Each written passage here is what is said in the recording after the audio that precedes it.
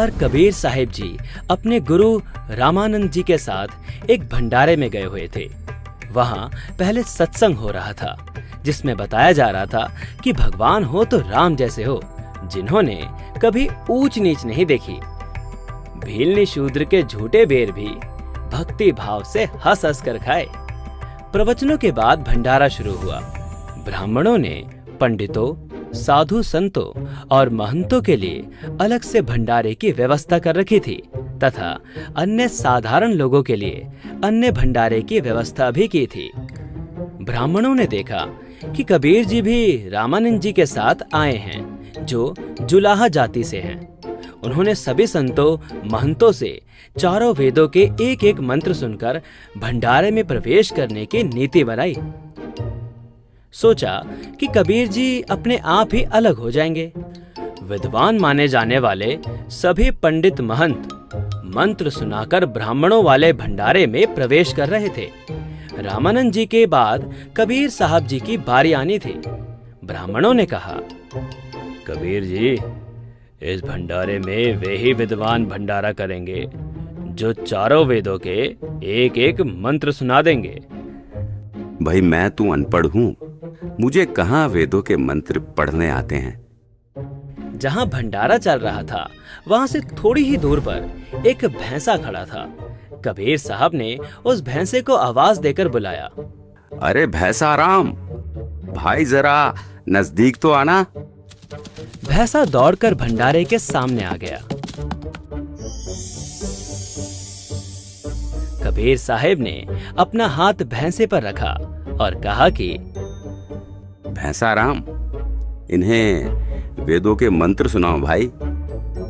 भैंसे ने चारों वेदों से एक एक मंत्र सुना दिए। ऋषि मणाया ऋषिकृत सवृषा सहस्रता तिथः पदविहि कवीनाम तृतीयम धाम महिष शिशासंत सोमः विराजमानो राजितस्तु। अर्थात कबीर देव शिशु रूप धारण कर लेता है, लीला करता हुआ बड़ा होता है। कविताओं द्वारा तत्व ज्ञान वर्णन करने के कारण कवि की पदवी प्राप्त करता है, अर्थात उसे ऋषि, संत व कवि कहने लग जाते हैं। वास्तव में वो पूर्ण परमेश्वर शरीर में, आकार में, गुंबद में, सिंहासन पर विराजमान है और वो कोई और नहीं बल्कि मेरे पास जो खड़े हैं यही वो पूर्ण परमेश्वर हैं। सभी ब्राह्मण अचंभित रह गए। कबीर साहब ने कहा, लो भाई, भैंसा राम ने मंत्र सुना दिए। भैंसा राम, जाओ और विद्वानों के साथ बैठकर भंडारा करो। मैं तो साधारण लोगों के साथ ही भंडारा कर लूंगा। ये लीला देखकर उपस्थित पंडित शर्म से पानी पानी हो गए और क्षमा मांगी। परमेश्वर कबीर जी ने कहा, हे विद्वानों, आप अपने सत्संग में क्या प्रवचन कर रहे थे कि श्री रामचंद्र जी ने सबरी के झूठे बेर बड़ी रुचि रुचि खाए थे। तनिक भी भेदभाव नहीं किया और स्वयं आप लोग भेदभाव कर रहे हो। करनी तज कथनी कथै, अज्ञानी दिन रात, पुकर जो भौंकत फिरे, सुनी सुनाई बात।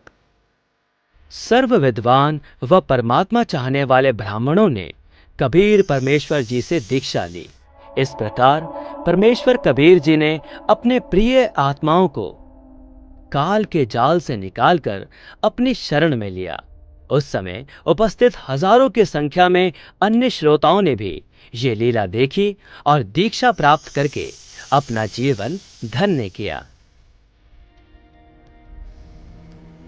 दर्शकों, यह 2D एनिमेशन वीडियो संत रामपाल जी महाराज के सत्संग प्रवचनों का अंश मात्र है।